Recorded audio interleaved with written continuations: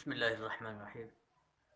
حضرت عبد الرحمن بن فضالہ رضی اللہ تعالیٰ عنہ آپ بیان فرماتے ہیں کہ جب قابیل نے اپنے بھائی حابیل کو قتل کیا تو وہ اس کے دل میں جو سمجھنے کی کیفیت تھی وہ ختم ہو چکی تھی، وہ پاگل سا ہو گیا، اور اتنے تک کہ وہ اسی حالت میں فوت ہو گیا۔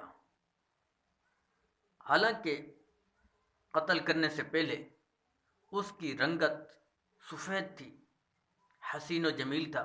جب اس نے اپنے بھائی حابیل کو قتل کیا تو اس کے بعد اس کا رنگ سیاہ ہو گیا، اور جب حضرت آدم علیہ السلام مکہ سے واپس آئے تو اپنے بھائی سے پوچھا، حضرت حابیل کے بھائی سے پوچھا، اپنے بیٹے سے پوچھا کہ اے قابیل، تیرا بھائی حابیل کہاں ہے؟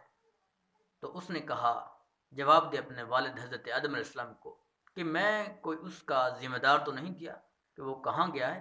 تو حضرت آدم علیہ السلام سمجھ گئے کہ تو نے اپنے بھائی حابیل کو ضرور قتل کیا ہے۔